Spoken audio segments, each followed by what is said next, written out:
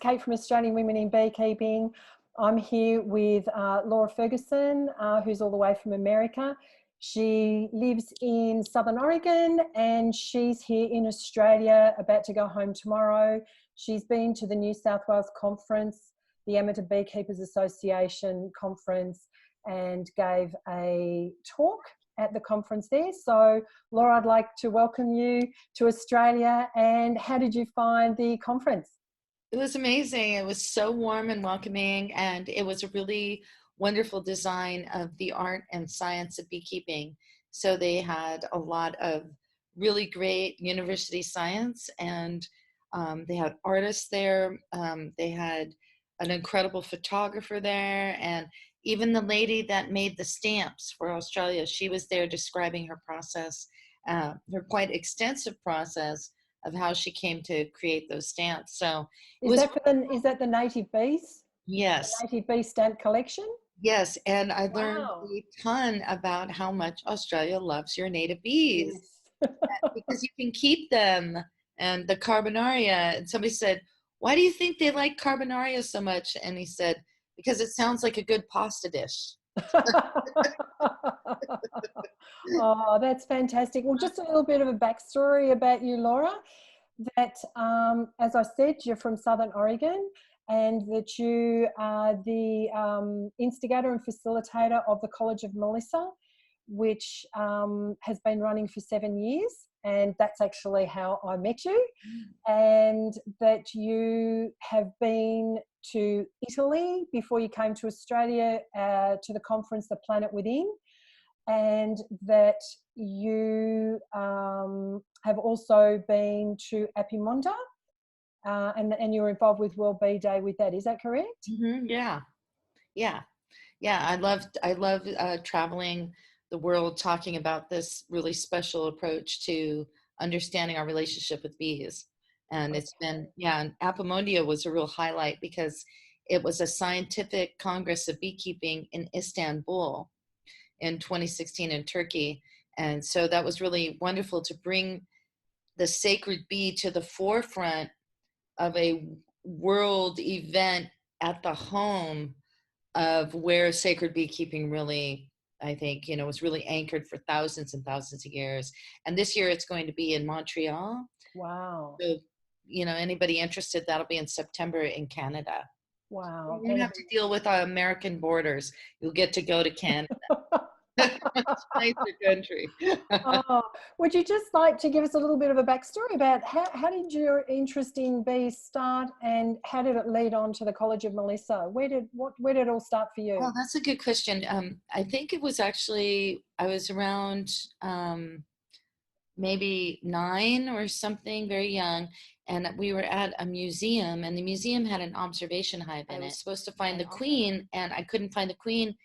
So I hugged it goodbye, on one of those spontaneous child gestures. And when I put my ear up to it, I heard the sound and the warmth, and it just, tears came to my eyes.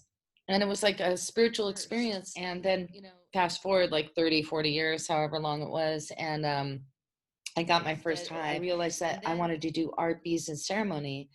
And then, so I set out on this road trip. And on the road trip, I ended up having what I would call vision, because all of a sudden it just came to me that if we could study the bee from the perspective of the science and the sacred and the history, or the herstory, and the mystery, and the art and medicine of it, and the activism, then we could actually get somewhere, because science was just too limiting and there was so much more. So I didn't even know there was such a thing as the sacred bee, but I just recently discovered that the word Melissa meant honeybee and it meant priestess. Oh. And that was the only little pollen grain of information that I had.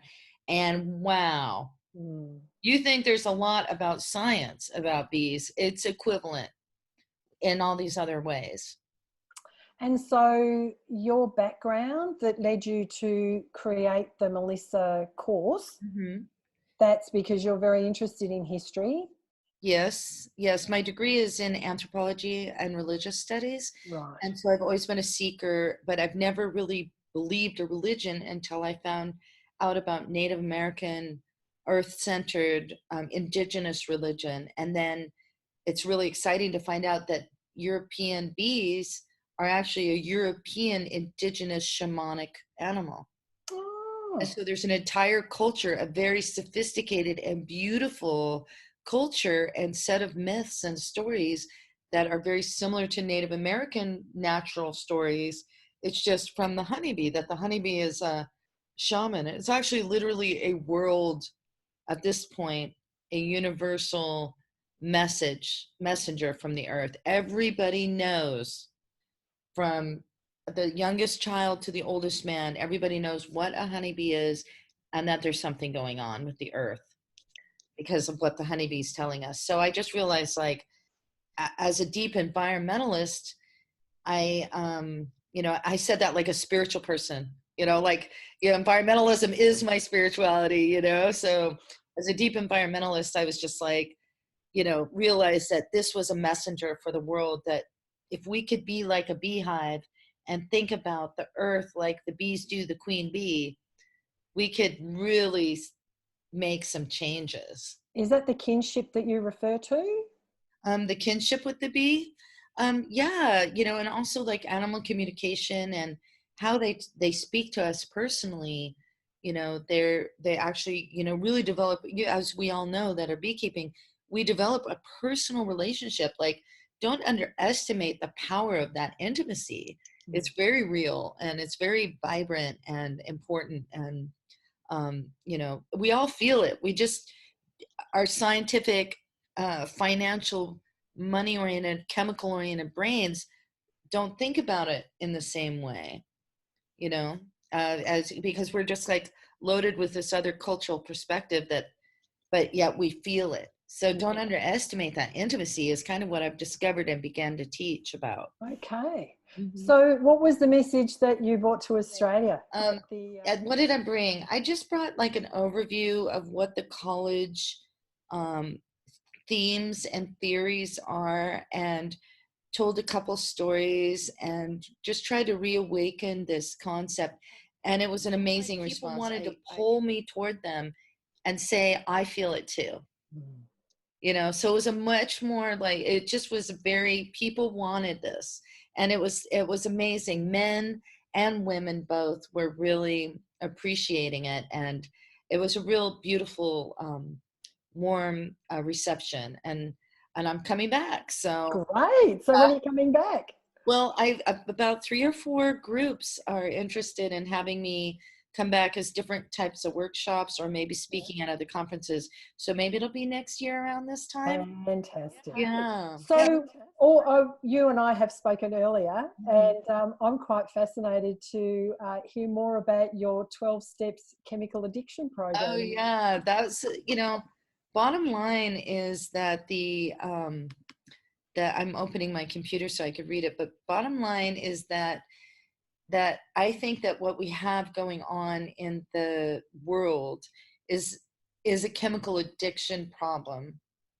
We're chemically addicted in our agriculture and in our apiculture. And the United States is different because there is no treatment for foul brood, which is an important, and also the hive beetle in Australia don't have the same kind of devastating viral effects that Varroa does, because Varroa pierces the exoskeleton of the adult bee.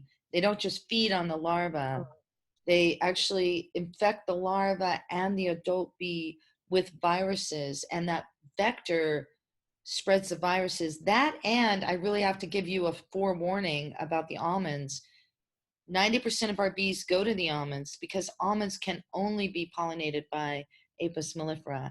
So 90% of our bees go to the almonds, and that's how we got such bad mites, and that's how we get such bad viral loads, because then they go back out and then they spread it to all the feral colonies. And so the disease progression just cannot be stopped. So, your almond industry is just starting. You only have 200,000 hives going there, but it's migration pollination. And it's just, in this era, is not going to work. In Egypt, it worked great. But they're only going 100 miles a year or whatever. But here it's like, It's just really So, dangerous. yeah. But Varroa is treated with chemicals, so now we don't have any bees. We have very few bees that can live without that, but we're thinking wrong. Yep. They are genetically quick moving, so they can heal themselves, and I'm treatment free. And my bees have developed a socialized, I mean, all bees have a socialized immune system, but our bees have developed they stop laying, so they separate themselves from the brood of the Varroa, and they just stop laying for like 3 weeks or 2 weeks, and then the Varroa don't have anywhere else to go. Does it break the cycle? It breaks the cycle. And so what happens is that normal beekeepers will say, well, then you have to kill the queen. Yep. And so they immediately put a new queen in there, and they immediately have problems again. And so that's the, the chemical addiction. And then with our farming, glyphosate is there are 11,000 cases against Monsanto in the US right now, and they're winning. We are winning because glyphosate and land grant universities and the chemical companies are these monolithic gorgons that are just lying and manipulating for the buck. And they've convinced farmers in America, we subsidize farmers, and the people that are and they have to sign agreements that they'll use chemicals in order to receive the subsidies. So we're just talking about this huge drug addicted, it's just like drug addiction anywhere. And the worst part about it is that the bees are treated like the companion sex workers, because we're just importing them in, keeping them young, just moving them and just on a circuit and not caring ethically about who they are at all.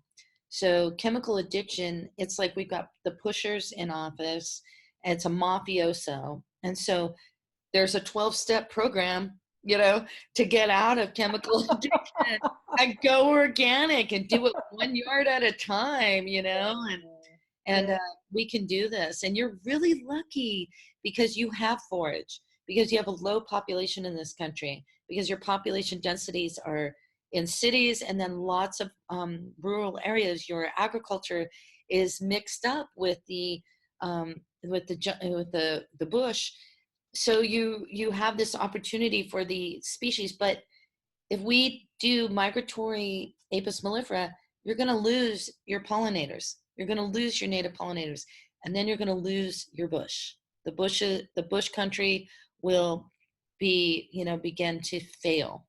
Is that what's happened in America with the yeah, we have so many species, and I'm sure I haven't really researched Australia, but we have so many species of native bees that are dying because we're breaking up their habitat with monocropping. And then like the carbonara, I think it is, it only goes 300 meters, as opposed to honeybees that go, I don't know what you call it in kilometers, but it's 3 miles, So so that's a huge difference in range. So if you put a shopping mall and an almond orchard in between the two areas, they can't mate. So they die.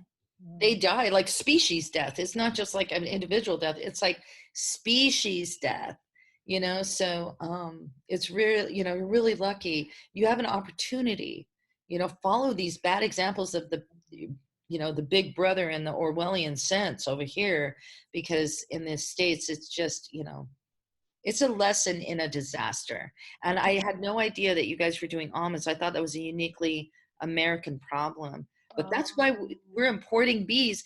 That's why we're importing bees from Australia. And that's why we get $250 American per hive to go for 3 weeks to the almonds, because it's such horrible losses. Don't do it. So what's the solution then to the almond industry in Australia? Make sure that you have 3-season forage, multi-diverse forms, work on permaculture systems, don't monocrop. So you can have 10, like we have 10 square miles of almonds, and only almonds. applied with fungicide and pesticides. And then there's no ground cover. So it's just straight on desert. So we're choking off rivers and pipelining water from the Sacramento River instead of going into the ocean where it's dilutes these bays. We're having, not to mention marine loss, but if we would just use ground cover, use multifloral so that bees are getting a variety, and have it bioregional bees.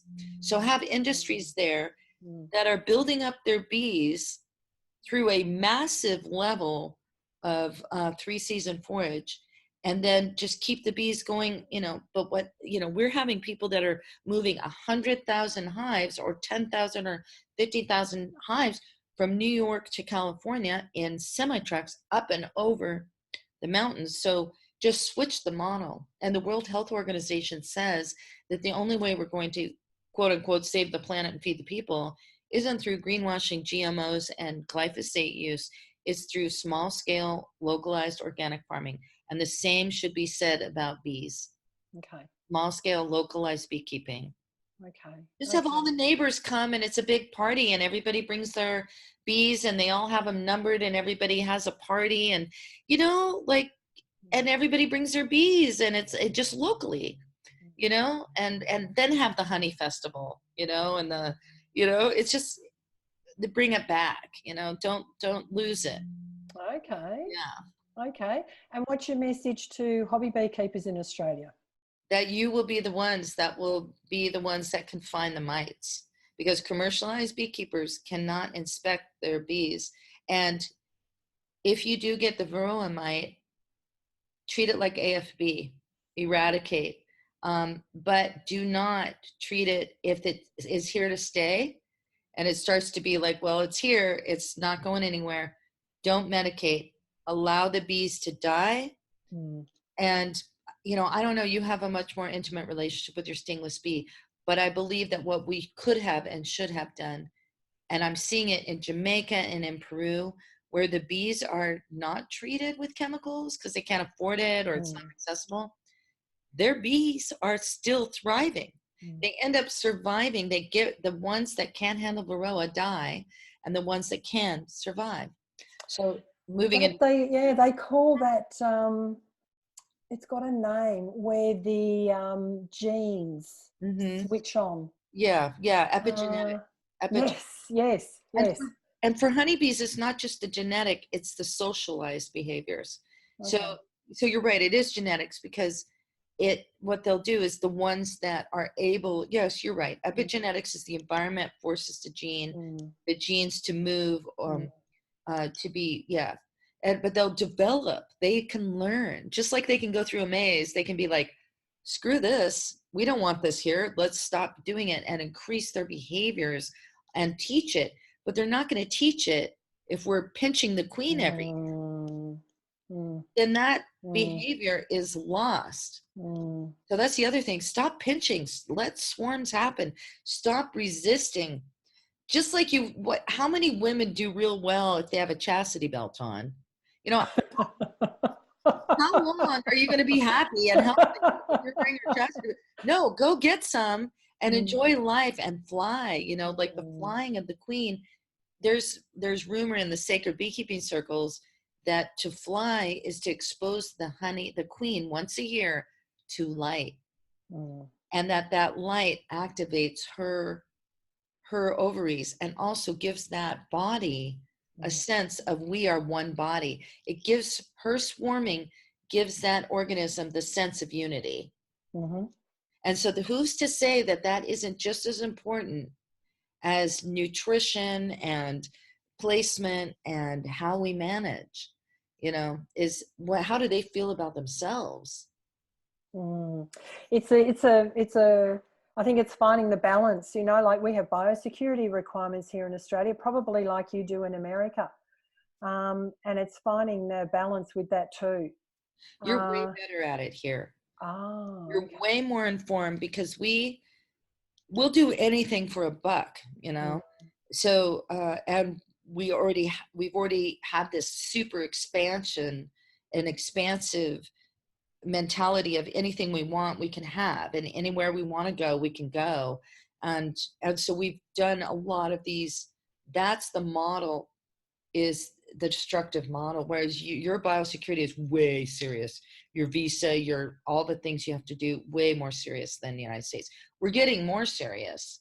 You can't import anything with bees. You can still bring in honey, but you can't bring in any bees or any bee equipment and things like that. But Australia is way more serious, because you have species that, like cats.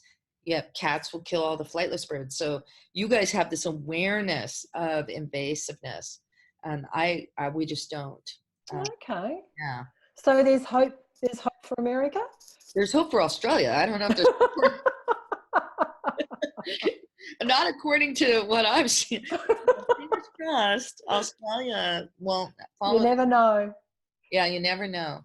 Maybe we'll all get that 100th monkey, or that solution effect, where we'll all get it all at once. And it's a spiritual revolution, which is why the bee is a perfect model, because it's this idea that if we all work together and we all just do our 1/12 of a teaspoon, we can have more than enough. Yeah. For everybody.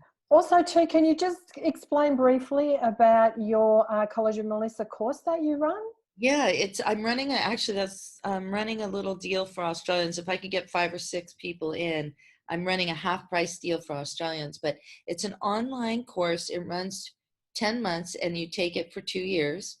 And and we study all of those paths. So we really get into the science, all the stuff that we've been talking about. So you really have a vocabulary, because I want our people to be able to move in regular beekeeping realms and not sound ditzy. This is a shamanic pursuit, which means we are becoming doctors of bees, not necessarily PhD students, which are like focused like little mice on little particular ideas.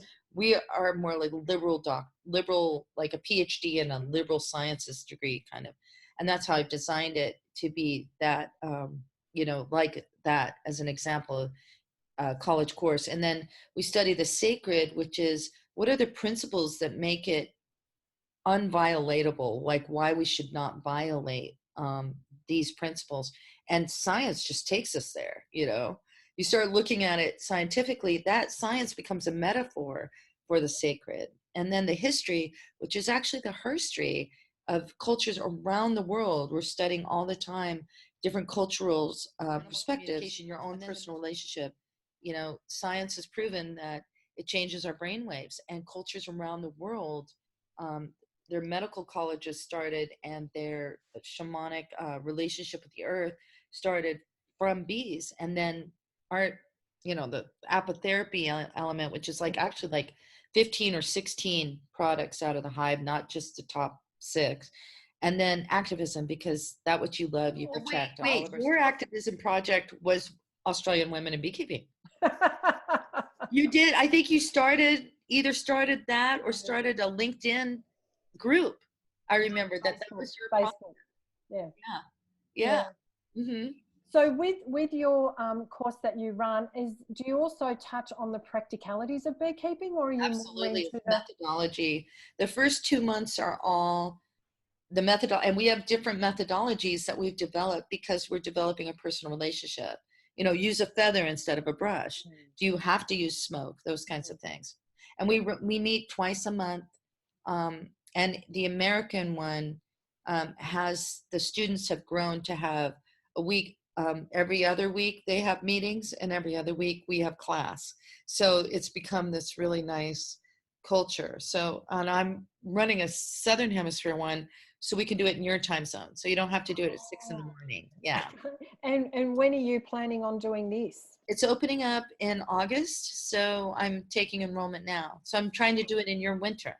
Okay. So will you be able to provide me with a link so I can post it into Australian Women in Beekeeping? Yeah. Just go to my webpage, and it's, it's the College of Melissa? Yeah, College of the Melissa, Melissae. Yeah. Yeah. Okay. All right. I will put a link in the in the feed for Australian Women in Beekeeping members. And that just about wraps up our time, Laura. Right. So thank you so much for your time. I know you are so tired. Have a safe flight back to America tomorrow. Thank you. And I am sure we will talk again, Laura. And I'll see you next year because I'll be. You bet. You bet. That's fantastic. Thank you. All right. Ciao, my friend. Bye. Bye.